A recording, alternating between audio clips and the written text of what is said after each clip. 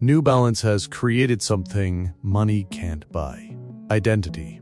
By ignoring fashion and swimming against the stream, these dad shoes have gone from practical to cool. But why are chickens on the inside of every New Balance shoebox? And how was Michael Jordan linked to the company before Nike? The reason for both can be traced to the foundation of the company and how it became such an outlier, going through many phases but never changing. This is the unconventional story of New Balance's success and how the chicken foot was turned into a multi-billion-dollar shoe brand.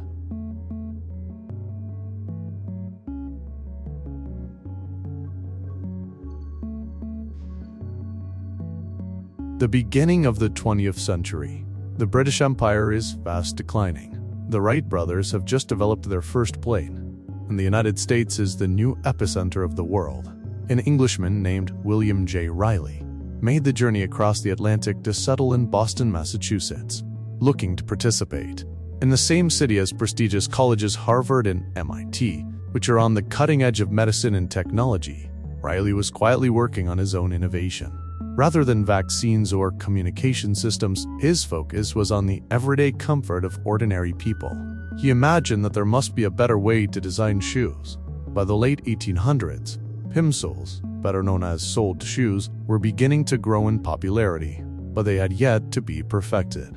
And at the center of the wave was the United States. In 1892, the U.S. Rubber Company released Keds, kicking off a revolution in footwear and a new, fiercely competitive market. William J. Riley saw how to take the next step and founded the New Balance Arch Support Company in 1906. His vision was to create comfortable, healthy, and better-fitted shoes. The name New Balance was born when Riley was daydreaming one day, looking out of his back window at the chickens he kept in his yard. Suddenly, Riley was hit by a wave of inspiration from the way the chickens walked. He began hurriedly sketching away his plans. The chickens were able to stay almost perfectly stabilized and stand for long periods of time because of how their weight was distributed. This all came down to their three toes, with a point of concurrency formed in the center, which made for an exceptional weight-bearing design. Ingeniously, Riley saw the value of applying this to footwear. Taking his cues from nature, he released specialty products with his new company, all of which were made up of 3 support points, aimed at giving greater support and a new balance to people. Riley had varying success with his small, highly specialized company. New Balance was not officially in the shoe industry yet. Instead, they produced arch supports for existing shoes. He advertised the product as correcting foot troubles and giving quick comfort, and still had a long way to go before it would become the shoe brand we know today. New Balance products became popular with law enforcement, especially policemen and firefighters, who appreciated the support that it offered them during long, demanding shifts. For people standing for long periods of the day, Riley found the perfect customers. By 1927, New Balance supports were hitting the market for $5 each, which translates to almost $90 in 2023. This wasn't cheap, and barely in the budget for most people, especially because for that price, you could buy a new pair of shoes. With a high market price, their products were not able to be stocked in retail stores. There was simply no demand for them yet. So instead of storefronts and advertising, traveling salesmen promoted the products at conferences and events and by visiting people's homes in person. But the niche products quietly continued to grow, and New Balance was one of the few companies to come out of the Great Depression unscathed. In fact, the business expanded in a time when 86,000 businesses and 9,000 banks failed. It was during this time that William Riley joined forces with a man named Arthur Hall. Riley needed help with marketing, and Arthur was the man to do it.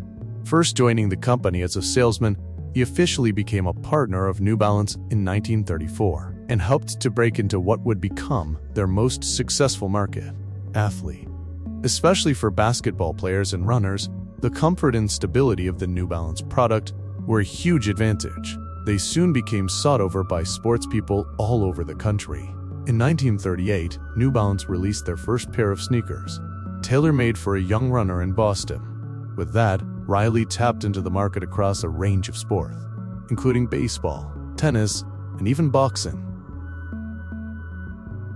Surprisingly, it wasn't until 1960 that New Balance released its first sneaker. The business had been sold to Eleanor and Paul Kidd just 4 years earlier. This duo was the next generation of the company and ready to expand it into a bold but natural direction.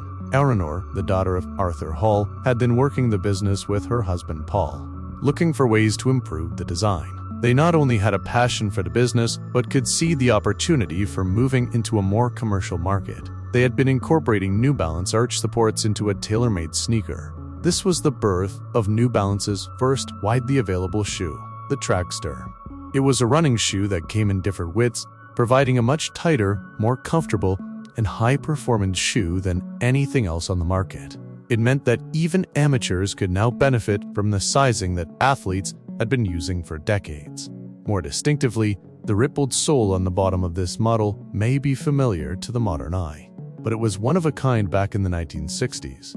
At the time, it was a huge leap forward, providing much-needed traction for competitive running. For track teams and colleges, New Balance became their shoe of choice. But once again, the plans of New Balance didn't translate so well into shoe stores. Shops simply did not have the space to stock an endless array of widths for people to sort through. And so slowly, New Balance became more standardized, choosing to release different models rather than the same model with many widths. Eleanor and Paul Hall remained committed to the principles that William J. Riley had founded the company with 50 years earlier. The company was still small, based in Boston, and highly specialized, but the insole technology had now been directly integrated into their own shoe, which put together all the ingredients for a globally successful brand to be launched. They had the quality and functionality. Now what they needed was design, marketing, and expansion. It was time for the final evolution of New Balance. In the 1970s, New Balance was ready to be fully integrated into the commercial sector, and there was a man ready to do it.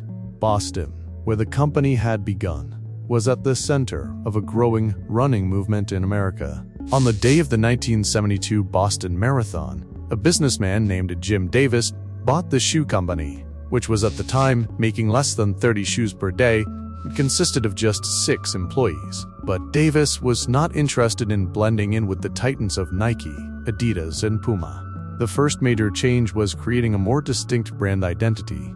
Up until then, the trademark M was created by designer Terry Heckler, who went on to design other iconic logos like Starbucks and Cinnabon. In 1976, its first appearance on the 320 gave the brand an identity Mint had been lacking, true to the particular character of the business that it was conceived with. Each model of shoe was simply given a number rather than a name. Each number indicates the style, age, and level of performance. This shoe came to set the benchmark for functional shoe wear, made up of a nylon upper section, molded plastic bottom, and an Achilles pad, which combined together for comfort and sport. New Balance had come a long way since its tri-system of support that started in William J. Riley's backyard. The 320 exploded in popularity and was even voted the best running shoe by Runner's World magazine.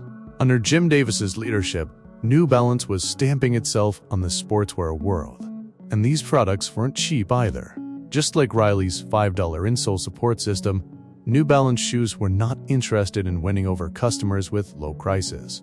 $9.90 set a record for its retail price of $100 in 1982, which would be over $300 today. But the brand was still committed to maintaining its sporting root. Everybody knows the Air logo printed on every Nike Air product.